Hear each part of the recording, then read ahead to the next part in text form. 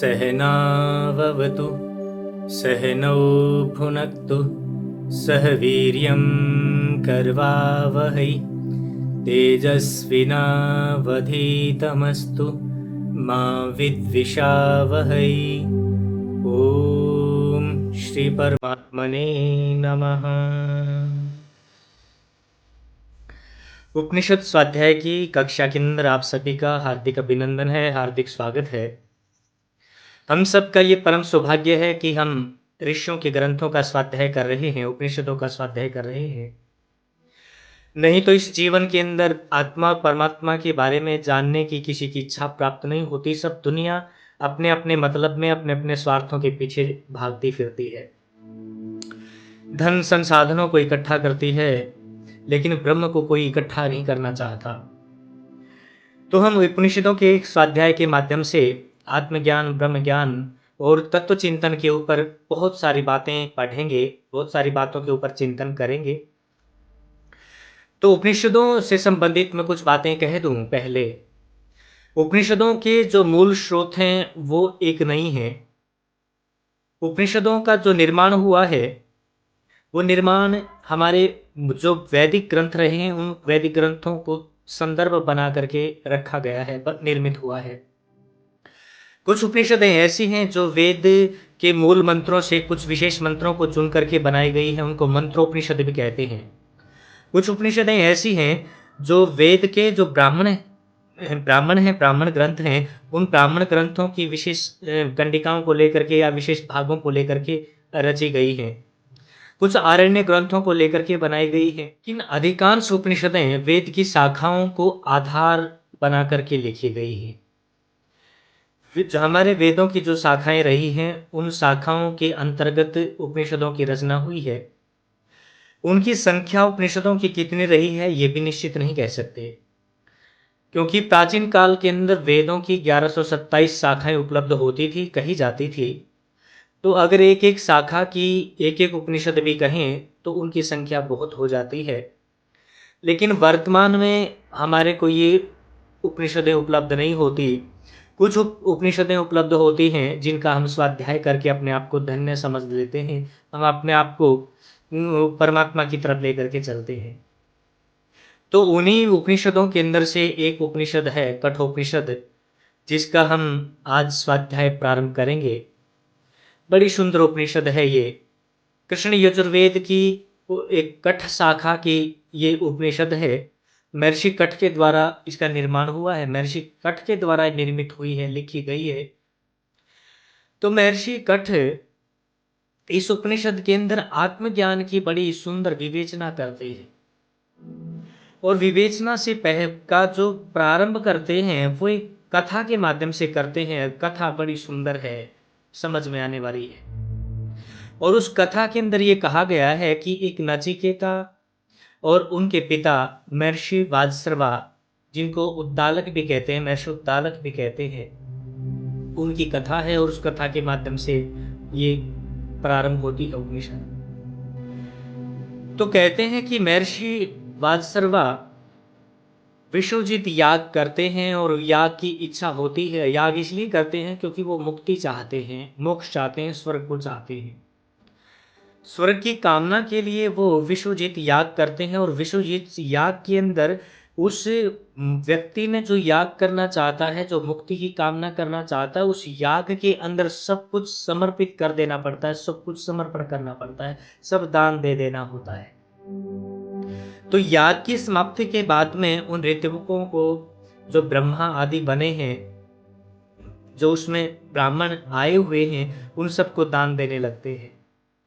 और दान के अंदर पहले बड़े बड़े अपने ऊंचे पदार्थ हैं, जो कीमती पदार्थ हैं, उनका दान कर देते हैं। दान सब कुछ होने के बाद में फिर गौवें बचती हैं। अब जब गौवों का वो दान कर रहे थे तो उनका एक छोटा बालक था, जिस बालक को यहाँ कुमार कहा गया है। कुमार, वो बालक कितनी अवस्था थी वो कुमार कहने से हमें थोड़ा सा पता लगता है, क्योंकि बालक की जो अवस्थाएं होती हैं भिन्न भिन्न होती हैं। जो बालक होते हैं 1 से 6 साल तक के बच्चों को हम बालक संबोधित करते हैं।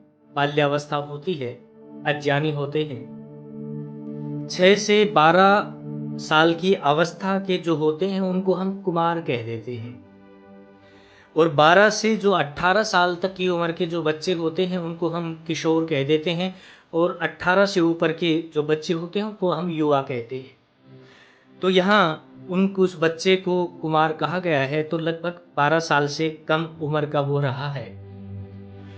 तो वो 12 साल का जो बच्चा है वो अपने पिता को उन गायों को दान देता हुआ देखता है, तो उसके भीतर भी श्रद्धा प्रवेश करती है, उसके भीतर श्रद्धा आती है, और वो अपने पिता से बात करने लगता है। वो कहता है कि पिताजी, ये जो गायें आप दे रहे हैं ये गायें तो देने योग्य नहीं है।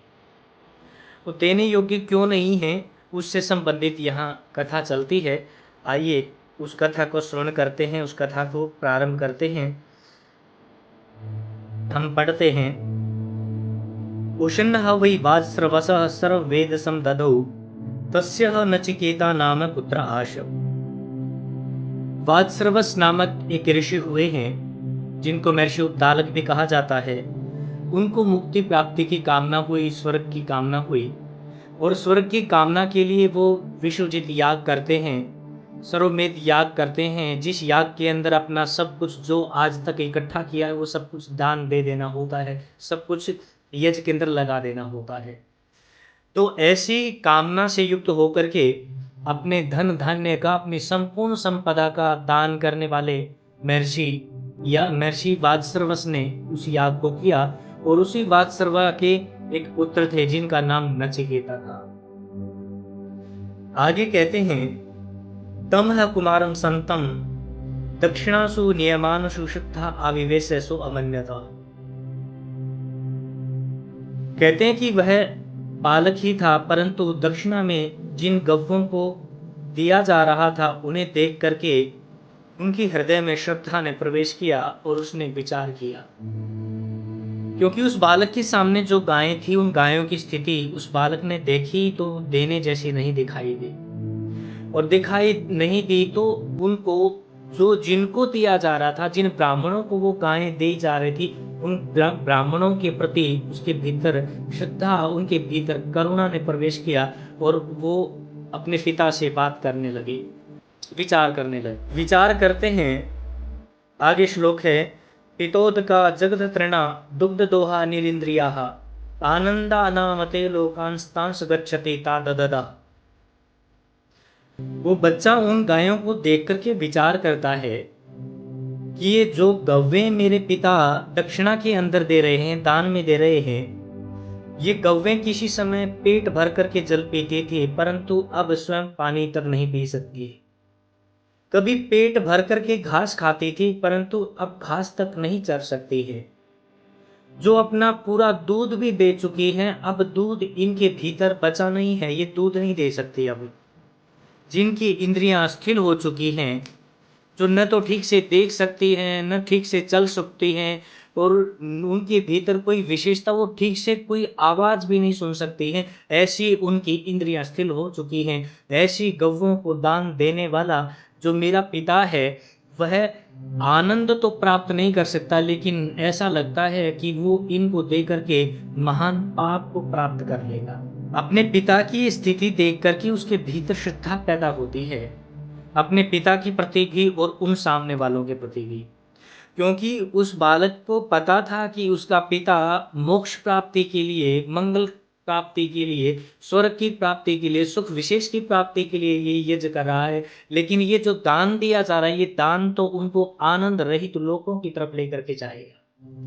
उन्होंने जो यश अब तक कमाया, वो यश को नष्ट कर देने वाला ये दान है। तो यहाँ उसके भीतर ये बात पैदा होती है, विचारने लगता है। इसके साथ दूसरी बात क्या है कि संसार के अंदर भी हम देखते हैं, जब भी कोई दान दिया जाता है तो वो दान ऐसा होना चाहिए जिसको दिया जाए उसके किसी काम का, वो उसके उपयोग का। अगर उसके उपयोग का वो दान नहीं है तो वो दान नहीं कहलाता। देने वाला जब ऐसी वस्तु दे जिससे लेने वाले को लाभ मिलता हो तब तो वो दान कहलाता है। अगर वो व्यर्थ की चीज़ है, अगर वो फालतू की चीज़ है, अगर वो ऐसी वस्तु है कि जिस व्यक्ति को दे रहे हैं उसको किसी काम तो नहीं आने वाली, लेकिन वो बंधन का कारण बन जाती है, वो उसकी परेशानी का कारण बन जाती है, वो उसकी कठिनाई का कारण बन जाती है, तो ऐसी स्थिति के अंदर वो वस्तु दान नहीं कहलाती, बल्कि उल्टा उस देने वाले को पाप के अंदर घसीट लेती है।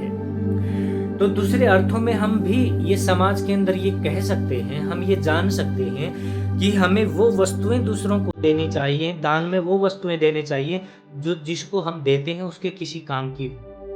तो ऐसी ही वस्तु को जब वो दे रहे थे तो उस बालक के भीतर ये श्रद्धा प्रवेश करती है और कहती है कि ये तो कौवें दान देने जैसी नहीं है। फिर अगले श्लोक के अंदर कहते हैं, स हो वाचम पितरम ततः कस्मै मां दास्यति, द्वितीयं तृतीयं तम होवाचं मृत्यवे त्वा ददामि इति। वो बच्चा खड़ा खड़ा सोच रहा है अपने पिता को देखते हुए, ये विचार करता है कि पिता ने तो सब कुछ दे दिया, लेकिन अभी ये गायें बची हुई हैं जो देने योग्य नहीं है। तो अब ये सोचते हैं कि मैं भी तो पिता की संपदा हूँ, मैं भी तो पिता की संपत्ति हूँ। क्योंकि हमारी वैदिक संस्कृति के अंदर मनुष्य की जो सबसे ऊंची संपत्ति मानी गई है वो संतान मानी गई है। कहते हैं कि संतान से बढ़कर के मनुष्य की कोई कमाई नहीं है, संतान से बढ़कर के कोई संपदा नहीं है। जिसने संतान को कमा लिया उसने सब कमा लिया। तो वो बच्चा भी ऐसा ही समझता है कि मैं भी तो अपने पिता की कीमती संपदा हूँ, मैं भी तो एक पिता की संपत्ति हूँ, पिता मुझे भी तो देगा किसी किसी न किसी को, ऐसा विचार करता है। और ऐसा विचार करके पिता के पास में जाता है और पिता के पास में जाकर के वो पिता से कहता है कि हे पिता, मुझे किसको दोगे दान में। पिता उसकी बात को अनसुना कर देते हैं। अनसुना कर देते हैं तो बच्चा फिर वो बालक फिर थोड़ा सा नजदीक आता और पिता को फिर कहता है कि हे पिता, आप मुझे किसको दान दोगे। पिता उसकी बात को सुनते हैं, सुन करके एक बार फिर देखते हैं उसकी तरफ, लेकिन उत्तर नहीं देते, वापिस फिर अपना काम में लग जाते हैं। तीसरी बार बच्चा फिर और नजदीक आता है, नजदीक आकर के बालक कहता है कि हे पिता, मुझे किसको दान दोगे। तो पिता इसकी तीसरी बार ये बात सुनता है तो क्रोधित हो जाता है और क्रोध में आकर के उस बच्चे को कहता है कि तुम्हें मैं मृत्यु को देता हूँ। जब ये बच्चे को बात कही तो बच्चे को लगा कि मृत्यु को देते हैं, मृत्यु को देने जैसी तो मुझ में ऐसी कोई बात नहीं जिसके कारण मुझे मृत्यु को दिया जा रहा है। तो अब बालक विचार करने लगता है कि मुझे मृत्यु को क्यों दे रहे हैं, क्योंकि जो भी चीज दी जाती है अच्छे के लिए दी जाती है। मुझ में तो ऐसा कोई अवगुण नहीं जिसके कारण मृत्यु को दिया जाए। हम भी अपने घरों के अंदर देखते हैं प्रायः जब कोई संतान बार बार पिता को या माता को तंग करती है, जब बार बार माता पिता को वो बाधित करती है, तो माता पिता थोड़े क्रोध में आकर के उस बच्चे को कह देते हैं कि जाओ कहीं बाहर मरो, बाहर मरो कहीं जाओ। तो ऐसी स्थिति पिता के साथ में थी और पिता ने भी उसको कहा कि मैंने तुम्हें मृत्यु को दिया, जाओ। अब बच्चे के भीतर जब ये बात पैदा हुई तो अब वो बच्चा विचार करने लगता है और क्या कहते हैं, बहुनाम एमि प्रथमो बहुनाम एमि मध्यमा किम स्विद अस्य कर्तव्यम यन्म आद्य करिष्यति। वो कहते हैं अब नचिकेता सोचने लगता है कि मैं अपने साथियों में इतना तो निकृष्ट नहीं हूं कि मुझे मृत्यु को दिया जाए। मैं अपने साथियों के अंदर जो घर के अंदर भी हैं, परिवार के लोग भी, और जो गुरुकुल के अंदर मेरे साथ पढ़ने वाले हैं, उन बहुत सारे साथियों के अंदर मैं बहुतों में तो प्रथम हूँ, बहुतों में तो बहुत अच्छा हूँ, लेकिन कुछों में हूँ जो जिनमें मैं द्वितीय हूँ, अर्थात उनसे थोड़ा सा कम हूँ, लेकिन निकृष्टों में कतई नहीं हूँ। मैं ऐसा नहीं हूँ कि मुझे तिरस्कार दिया जाए, मैं ऐसा नहीं हूँ कि मैं निकृष्ट हूँ या मैं किसी काम का ना हूँ, ऐसा तो मैं बिल्कुल नहीं हूँ। लेकिन ऐसा क्या है कि पिता ने मुझे मृत्यु को दे दिया है और मृत्यु को मुझसे ऐसा क्या काम है जो वो मुझसे करवाना चाह रही है। क्योंकि जब किसी को किसी के पास में भेजा जाता है, दिया जाता है, तो बिना काम के नहीं दिया जाता।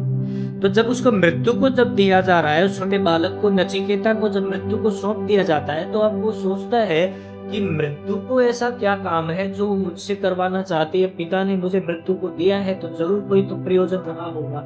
मृत्यु को ऐसा क्या प्रयोजन है जो मुझसे करवाना चाह रही है।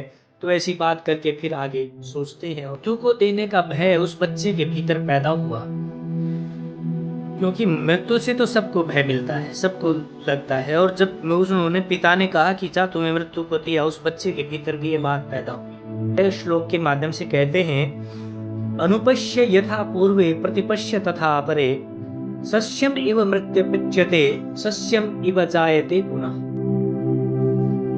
मरने से जो भय पैदा हुआ, उस भय के कारण वो बालक अपने भीतर ही अपने आप को उपदेश करता है, अपने आप को समझाता है, अपने आप से विचार करने लगता है। और विचार करते हुए ये समझता है कि इस दुनिया के अंदर, इस संसार के अंदर कोई स्थिर तो रहता ही नहीं, जो पैदा होता है वो तो मरता ही है। फिर मैं भी ऐसा ही हूँ, मैं भी तो उन्हीं में से हूँ। और वो कहता है कि जो तुझसे पहले पैदा हुए थे उनको याद कर रहा था, तो उनको देख, जो पैदा हुए थे वो रहे ही नहीं, वो चले ही गए। और जो मेरे बाद पैदा हुए हैं उनको भी देखे, जो भी पैदा हुए हैं और जो आगे भविष्य के अंदर नहीं रहेंगे। इस संसार के अंदर ये जो आना है, पहले पैदा जो हुए थे वो चले गए हैं, जो अभी हैं वो नहीं रहेंगे, और जो आगे आएंगे वो भी फिर नहीं रहेंगे। और विचार करते करते कहता है कि ये संसार तो, ये जीवन तो सारा का सारा ऐसा ही है जैसे फसलें, जैसे सस्य। जैसे कोई फसल पैदा होती है, पहले अंकुर के रूप में आती है बीज से, अंकुर से फिर बढ़ती है और बढ़ करके फसल पकती है, और पक करके फिर वो मर जाती है, सूख जाती है। और सूखने के बाद में जो उसका बीज बचता है, वो बीज फिर से एक नया जीवन चक्र लेकर के आता है, फिर पैदा होता है, फिर बढ़ता है और फिर मृत्यु को प्राप्त होता है। तो कहते हैं कि इस फसलों की तरह ही संसार के अंदर प्राणी आते हैं, बढ़ते हैं, बढ़ करके फिर मृत्यु की तरफ जाते हैं, और एक समय के बाद में वो नष्ट हो जाते हैं।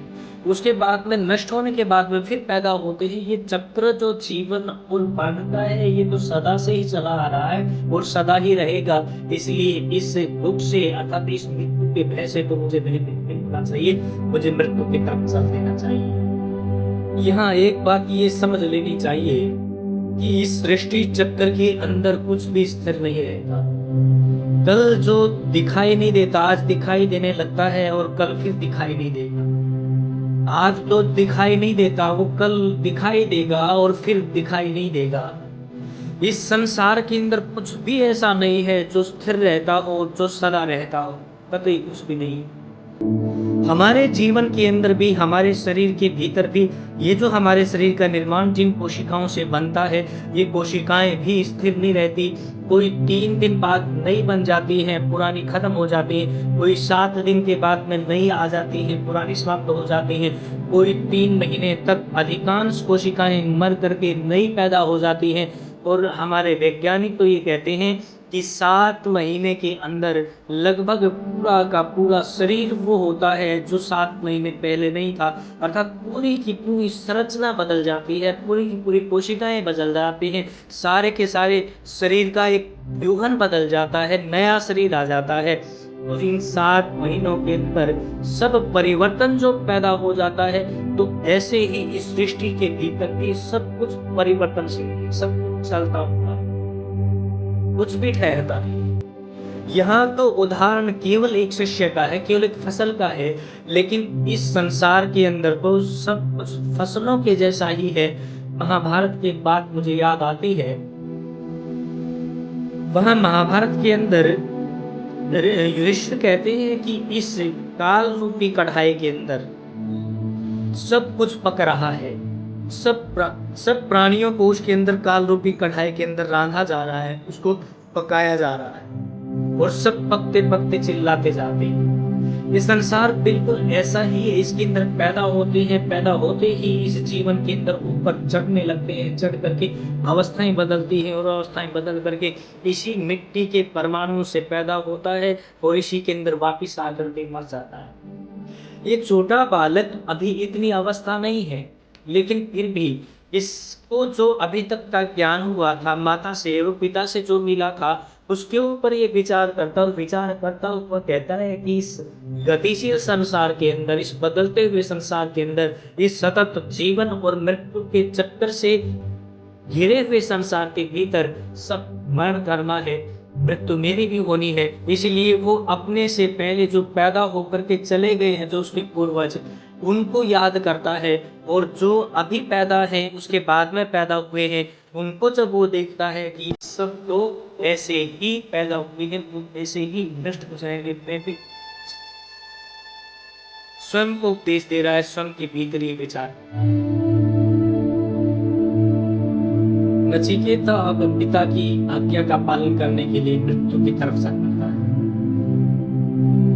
तो यहाँ एक बात और है कि पिता की जो आज्ञा होती है, वो पिता की आज्ञा सर्वोपरि बालक की। यह एक विशेषता यहाँ भी दी गई है कि जब पिता ने बच्चे को कहा कि मैं तुम्हें मृत्यु को दे देता हूँ, तो वहां बालक के भीतर प्रति प्रश्न पैदा नहीं। हालांकि पिता को ये पता था कि मैं जिन गायों को दान में दे रहा हूँ, वो गायें अब दूध देने योग्य नहीं है। वो गायें इतनी बूढ़ी हो गई हैं, इतनी जर्जर अवस्था के अंदर जा चुकी हैं, उनको खड़ा करने के लिए भी सहारा देना पड़ता है। उनको घास खिलाने के लिए भी उनके सामने घास अच्छे से रखनी पड़ती है। वो अब चर नहीं सकती, चल करके नहीं खा सकती, उनको बैठे बैठे ही खिलाना पड़ता है। अब वो पानी भी उठ करके जा करके तालाब में नहीं पी सकती, उनको पानी भी किसी पात्र में डाल करके पिलाना पड़ता है। लेकिन इतना सब होते हुए पिता स्वयं ज्ञानवान थे, पिता स्वयं ऋषित्व को प्राप्त हुए हुए थे, लेकिन तब भी उनके भीतर ये बात पैदा नहीं होती कि वो गायें जिनको दान में दे रहा है, वो गायें उन सामने वालों के लिए जिनको दे रहा है, उनके लिए ये कठिनाई का कारण बने। लेकिन क्योंकि बालक देख रहा है, पिता के भीतर जो मोक्ष की आकांक्षा थी, जो स्वर्ग प्राप्ति का जो भीतर विचार चल रहा था, शायद उस विचार के कारण वो इसके ऊपर विचार नहीं कर पाए कि ये देने योग्य नहीं है। लेकिन फिर भी नियम था कि जो कुछ भी उसके पास में है, वो सब कुछ दान देना होता है। वो चाहे कितना कीमती हो और चाहे कितना भी निकृष्ट हो, जो होता है वो दे देना होता है, उसको फिर रखना नहीं पड़ता। वह एक बंधन भी था। ये गायें अच्छी स्थिति में थी, वो गायें देने के बाद में जो गायें रोगी थी, जो गायें कमजोर थी, वो गायें भी देनी ही होती थी। इसलिए पिता भीतर ये जानता था कि नहीं देने योग्य हैं, तो भी उनको देना पड़ रहा था। लेकिन बालक एक दूसरी स्थिति का बालक था। बालक नचिकेता मृत्यु के घर में प्रवेश करता है। और फिर आगे श्लोक, वैश्वानरः प्रविशति अतिथि ब्रह्मान् गृहान् तस्य एतां शांतिं कुर्वन्ति हर वैश्वता उदगम। नचिकेता वैश्वानर अग्नि की तरह घर के अंदर प्रवेश करता है। ब्राह्मण था, वह अतिथि के रूप में यमाचार्य के घर में प्रवेश पा लेता है। और उस घर के अंदर वैवस्वत जो यमाचार्य के पुत्र हैं और उनकी पत्नी, उनका आतिथ्य सत्कार के लिए जल और अन्न आदि के लिए प्रार्थना करते हैं, पूछते हैं और उसको शांत करते हैं। यह नचिकेता को वैश्वानर अग्नि की तरह कहा है। ये वैश्वानर अग्नि क्या है? ये वैश्वानर अग्नि एक तरह की प्राण ऊर्जा है जो व्यक्ति को प्रकाश की तरफ लेकर के चलती है। हमारे वैदिक शास्त्रों के अंदर जो देवलोक की ऊर्जा है, देवलोक के अंदर जो ऊर्जा समाहित होती है, उसको वैश्वानर अग्नि कहते हैं। वैश्वानर अग्नि वो होती है जिससे सूर्यों का निर्माण होता है, जो सूर्यों को प्रकाश देती है, जो सूर्यों को तेज देती है, जो सूर्यों के अंदर कांति पैदा करती है, तो उसको वैश्वानर अग्नि कहते हैं। ऐसी ही अग्नि है जो ब्रह्मचारी के भीतर पैदा होती है, जो विद्यार्थी के भीतर पैदा होती है, और जो विद्यार्थी को प्रकाशित करने के लिए उसको ज्ञान के प्रकाश की तरफ लेकर के चलती है। जो उसके भीतर एक जिज्ञासा पैदा करती है, वो कुछ होने की जिज्ञासा होती है, वो कुछ पाने की जिज्ञासा होती है। वो जो उस व्यक्ति को प्रेरित करते रहते हैं, उस प्रेरणा का जो मूल कारण होता है, जो प्रेरणा का मूल स्रोत होता है, वो वैश्वानर अग्नि होती है।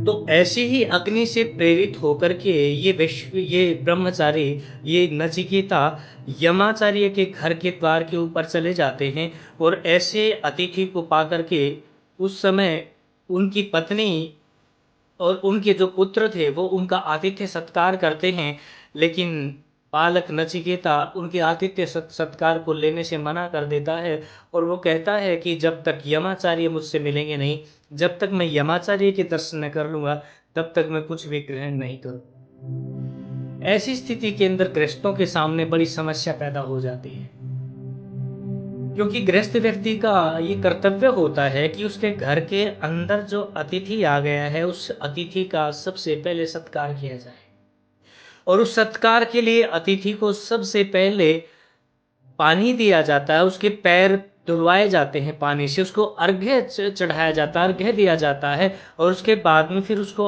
अन्न आदि का ग्रहण कराया जाता है। तो कहते हैं कि अगर वो व्यक्ति अतिथि उसका अन्न स्वीकार नहीं करता है या कोई गृहस्थ व्यक्ति या कोई परिवार का व्यक्ति किसी अतिथि का सत्कार नहीं करता है, तो उसके लिए बड़ी समस्या खड़ी हो जाती है। उसका पुण्य सारा हर लेता है और उसके घर के अंदर पाप को छोड़ देता है अतिथि। ऐसे ही श्लोक के अंदर यहाँ की ये बात कही गई है कि ऐसी स्थिति में होता क्या है। आशा प्रतीक्षे संगत सुनृताम चेष्ट आपूर्ते पुत्र पशुश्च सर्वान् एतत् वृङ्क्ते पुरुषस्य अल्पमेधसो यस्यान् अनशन्यवस्ति ब्राह्मणो गृहे। बड़ी ऊंची बात कह दी है और बड़े नियम कह दिए गए हैं उन व्यक्तियों के लिए जो अतिथियों का सत्कार नहीं करते। इसको पढ़ने के बाद में, उसको समझने के बाद में हमें ये पता लगता है कि हमारी जो अतिथि परंपरा थी, अतिथि सम्मान की परंपरा थी, वो कितनी ऊंची रही। यहाँ कहते हैं कि जिसके घर के अंदर अतिथि आ जाता है और अतिथि उसके घर के अंदर आकर के भूखा प्यासा रह जाता है, तो ऐसे घर वाले को मंद बुद्धि कहा है, उसको अल्प बुद्धि कहा है, उसको कम बुद्धि वाला व्यक्ति कहा है, जिसने अतिथि को अभी तक अन्न के लिए नहीं पूछा, जिसने अभी तक उसका सम्मान नहीं किया है। तो ऐसे व्यक्ति जो मंद बुद्धि होते हैं, जो गृहस्थी होते हैं, जो अतिथि का सम्मान सत्कार नहीं कर पाते, तो उनके लिए कहा है कि उनकी आशा और प्रतीक्षा नष्ट हो जाती है। ये आशा और प्रतीक्षा क्या होती है? ये आशा क्या होती है? आशा जिसके लिए व्यक्ति प्रयत्न कर रहा होता है और उसकी प्राप्ति के उपायों में लगा रहता है और उसको पाने की इच्छा करता रहता है, पाने की आशा उसको बनी रहती है, तो ये कहते हैं कि जो पाने की आशा थी वो नष्ट हो जाती है, अब उसको नहीं मिली। और प्रतीक्षा क्या होती है? प्रतीक्षा जो उसको मिलना निश्चित हो चुका था, जो उसके कर्म के बाद में फल निश्चित हो गया था, अब तो उसको मिलना है, बस केवल प्रतीक्षा मात्र कर रहा है कि कब उसको मिल जाए। ये कहते हैं कि उसकी प्रतीक्षा से जो उसको मिलने वाला फल है, वो फल भी नष्ट हो जाता है उस व्यक्ति का जो अतिथि सेवा नहीं कर पाता, जिसके घर के अंदर अतिथि का बन जाता है। फिर कहते हैं कि ऐसे व्यक्ति की जो आशा और प्रतीक्षा में मर जाती है, तो उसकी इष्ट और आपूर्ति भी नष्ट हो जाती है। इष्ट का अर्थ है कि जब वो व्यक्ति अपने इष्ट देवता को प्रसन्न करने के लिए जो यज्ञ आदि अनुष्ठान करता है, जो अपने आप को देवत्व की तरफ ले जाने के लिए प्रयास करता है, जो कर्म करता है, जो ऊपर के लोगों को अर्थात परलोकों को सुधारने के लिए व्यक्ति अनुष्ठान करता है, यज्ञ आदि करता है, तो कहते हैं ये यज्ञ आदि के अनुष्ठान से जो फल मिलने वाला है वो फल भी नष्ट हो जाता है। इसके बाद में आपूर्त जो उसके द्वारा किए जाते हैं, जो समाज की भलाई के लिए, समाज कल्याण के लिए उसके द्वारा कर्म किए जाते हैं, परोपकार किया जाता है, उसके द्वारा कुएं बनाए जाते हैं, उसके द्वारा बावड़ियां बनाई जाती हैं, उसके द्वारा धर्मशालाएं बनाई जाती हैं और इस प्रकार के जो परोपकार के लिए कर्म किए हुए उन कर्मों का फल भी नहीं मिलता जो परोपकार से उसको मिलने वाला।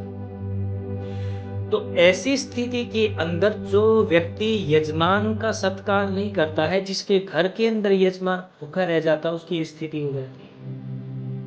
और इतना ही नहीं, आगे श्लोक के अंदर कहा है साधु संतों के उपदेशों से, साधु संतों की जो सेवा से उस व्यक्ति को जो पुण्य फल मिलने वाला था, वो फल भी उस व्यक्ति का रुक जाता है, वो फल भी नहीं मिल पाता। उस व्यक्ति ने जो अपनी मीठी वाणी के माध्यम से, जो नम्रता के माध्यम से, नम्र वाणी के माध्यम से जो उसने अपना पुण्य कमाया है, वो पुण्य भी उसका अनिष्ट की तरफ चला जाता है, नष्ट हो जाता है। उस व्यक्ति को वो सब चीज़ें नहीं मिलती। इस श्लोक के अंदर कितनी ऊँची बात कह दी है। हमारे ऋषियों ने तो अतिथि की सेवा को, अतिथि के स्वागत को याग कहा है, यज्ञ कहा है। महर्षि स्वामी दयानंद जी ने पंच यज्ञों के अंदर जो पहला ब्रह्म यज्ञ है, उसके बाद में देव यज्ञ है, और देव यज्ञ के बाद में जो तीसरा अतिथि याग यज्ञ कहा गया है, उस अतिथि को यज्ञ कहा है। वो वैसा ही यज्ञ है जैसे देवताओं की पूजा करना यज्ञ है, जैसे ब्रह्म परमात्मा की पूजा करना, संध्या आदि करना ये यज्ञ है, वैसे ही अतिथि को भी यज्ञ कहा। इसलिए हमारी पुरानी परंपराओं के अंदर अतिथि का आना बड़े सौभाग्य की बात माना जाता था। ये कहा जाता था कि जिस घर के अंदर अतिथियों के आने से उसके घर आंगन गीले नहीं हो जाते, उसके घर के आंगन के अंदर कीचड़ नहीं हो जाता। जब पैर धोए जाते हैं अतिथि के, तो उस पैर को धोने से उसके घर के अंदर कीचड़ हो जाता है।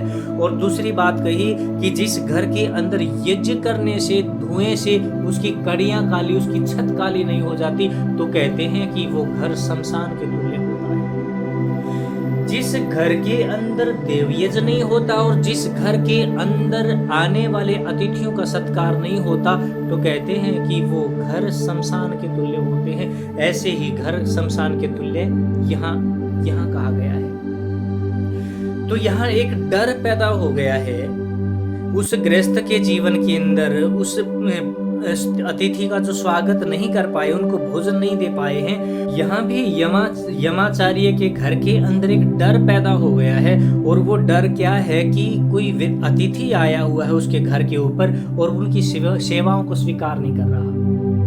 वो जो आतिथ्य स्वीकार कराना चाहते हैं वो मना कर देता और कहता है कि जब तक मुझे यमाचार्य के दर्शन न होंगे, मैं तब तक कुछ भी ग्रहण नहीं करूंगा, न जल लूंगा न अन्न लूंगा।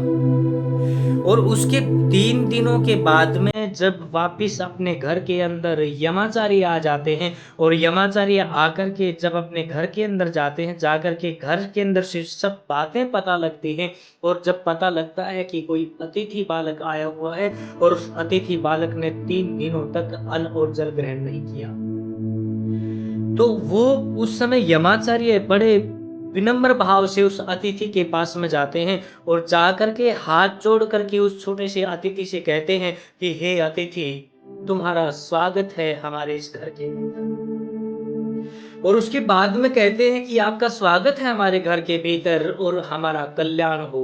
ऐसी बात कहते हैं, हमारा कल्याण हो, तुम्हारा कल्याण नहीं। वो श्लोक क्या है, मैं श्लोक के माध्यम से फिर उसको कहता हूँ। आगे कहते हैं, श्लोक के अंदर कहते हैं, तिस्र रात्रि यद आवत्सि गृहे में अनशनन् ब्राह्मण अतिथि नमस्य। नमः ते तो अस्तु ब्राह्मण स्वस्ति में अस्तु तस्मात् प्रति 3 वरान वृणीष्व। बड़ी ऊंची बात कहते हैं। ये कहते हैं कि हे ब्राह्मण देवता, हे अतिथि देवता, तुम्हारा हमारे घर के अंदर स्वागत है। मैं बड़े विनम्र भाव से तुम्हारा स्वागत करता हूँ। मैं तुम्हें नमस्कार करता हूँ, तुम नमस्कार करने के योग्य हो। हे अतिथि, 3 रात तक और 3 दिन तक बिना भोजन के तूने मेरे घर के अंदर वास किया है, तुम्हें मेरा नमस्कार हो। तुम्हारी पूछताछ की गई थी, मेरे पुत्र ने और मेरी पत्नी ने तुम्हें पूछा था, तुम्हारा सत्कार करना चाहा था, लेकिन तूने मेरी प्रतीक्षा के अंदर अन्न और जल को त्याग दिया, मेरी प्रतीक्षा के अंदर रत रहे, फिर भी तुमने स्वयं मेरी प्रतीक्षा के अंदर भोजन नहीं किया। तो भी मैं पाप का भागी न हूं, इसलिए मैं तुम्हें 3 वर मांगने के लिए कहता हूँ। इसलिए तुम 3 रात्रियों तक मेरे घर के अंदर बसे हो, भूखे प्यासे रहे हो, 3 रात्रि तक मेरी प्रतीक्षा की है, और इन 3 रात्रियों में मैं प्रत्येक रात्रि के साथ में तुम्हें एक वरदान देता हूँ। तुम मुझसे कोई भी 3 वर ले, मैं तीनों वरों को पूरा करने का पूरा प्रयास करूँ। अब ये 2 बातें यहाँ आ गई। यमाचार्य जी घर के अंदर उस अतिथि को देखते ही और अतिथि की उस स्थिति को देखने के बाद में उसको ये लगता है कि मैंने तो सत्कार करने का प्रयास किया था, लेकिन स्वीकार नहीं किया। कहते तो भी तुमने स्वीकार नहीं किया, तो भी मैं पाप का भागी न हूँ, इसलिए तुम मुझसे 3 वर मांग लो, 3 दिन भूखे प्यासे रहने के बजाय। तो अब यमाचार्य उनको 3 वर मांगने के लिए कहता है, और 3 वर कौन कौन से मांगे जाएंगे, अब वो 3 वरों की बातें आगे हम अगली कक्षा में रखेंगे। आज इतना ही। सभी का बहुत बहुत धन्यवाद।